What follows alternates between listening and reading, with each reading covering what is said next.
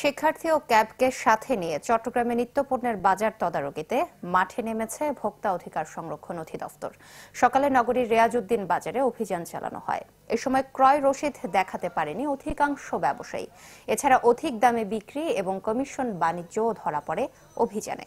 তবে কোনো ধরনের জরিমানা করা না হলেও সতর্ক করে দেওয়া হয় ব্যবসায়ীদের। কমিশন বাণিজ্য বন্ধে ব্যবসায়ীদের নির্দেশ দেওয়া হয়। সাধারণ শিক্ষার্থীরাও এ সময় ভোক্তা অধিকারের সাথে থেকে তাদের সহায়তা করেন।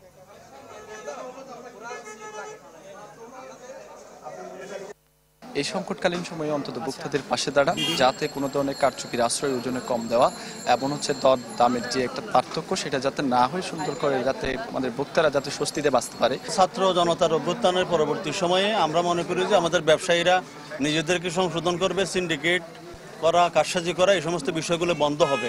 একই পণ্য কিছু হয়তো একটু বেশ কম আছে, কিন্তু একেবারে 40 টাকা গ্যাপ কেজিতে। তো এই জায়গাগুলোতে আমরা তাদের সাথে কথা বলবো, এগুলি সংশোধনের আমরা চেষ্টা করব।